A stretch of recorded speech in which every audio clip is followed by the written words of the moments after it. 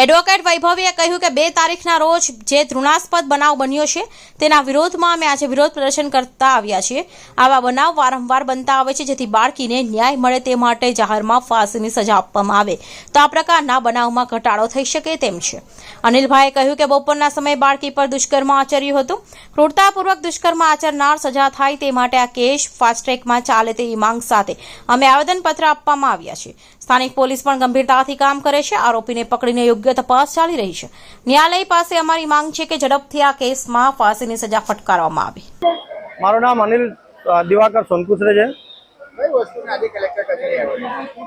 Sir, ગઈ તારીખ 2/7/2024 રોજ બપોરે 12 કલાકે ઠાકોરનગર વિસ્તારમાં 5 વર્ષની બાળકી પર બળાત્કાર ગુજારવામાં આવ્યો છે।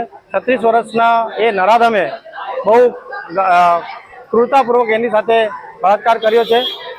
એ નરાધમને વહેલી તકે એના પર સજા થાય અને આ કેસ ફાસ્ટ ટ્રેક પર ચાલે અને વહેલી તકે એનું રિઝલ્ટ આવે અને એને મૃત્યુદંડ મળે એવી અમે માંગણી સાથે આજે અમે કલેક્ટર શ્રીએ અને કમિશનર સાહેબ શ્રીને આવેદનપત્ર આપવા માટે આવ્યા છીએ। આરોપી પકડાઈ ગયું છે, શું લાગે છે? કામ પોલીસ કેસ બરાબર થયું છે, નથી થયું? ના, સ્થાનિક પોલીસ સ્ટેશન ના પીઆઈ શ્રીએ પણ બહુ ગંભીરતાથી એમને સારું કામ કર્યું છે। તરત જ એમને પકડી પાડ્યા છે અને એના ઉપર સારી એવી કલમો પણ બધી કલમો લગાડી છે।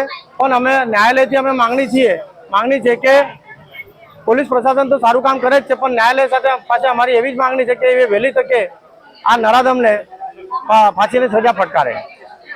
મારું નામ એડવોકેટ વૈભવી લિંજે છે।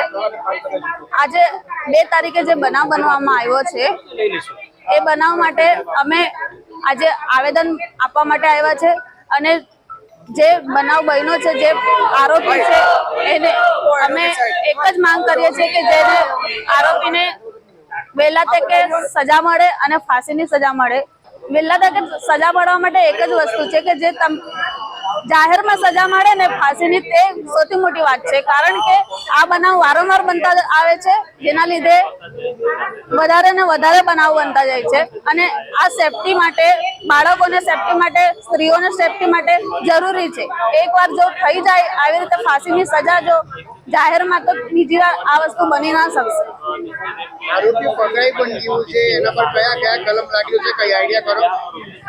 આરોપી પર 376 જૂના કાયદા પ્રમાણે 376 લાગ્યા છે અને એ પ્રમાણેના જે પોક્સોના છે કાયદા એક્ટ એ પણ લાગ્યા છે। 376 મોટી હોય કે નાની, બધી એક જ સજા હોય છે, એમાં નાની બચ્ચી છે એના માટે કઈ અલગ કાનૂન બનવા જોઈએ, કઈ કરો? એના માટે પોક્સોનો એક્ટ છે જ ને એના થ્રુ પણ થાય જ છે ઘણા બધા। હવે આ ફાંસીની સજા નહીં થાય તો એના માટે આગળ શું કરશો તમે? આનામાં આગળ કાયદા શું કરશો તમે લોકો? આના માટે અમે હજુ અગાડી પ્રોસેસ કરશું અને અગાડી હાઈકોર્ટ સુધી પણ જવા માટે રેડી છીએ જો અહીંયાથી કંઈ નહીં થાય।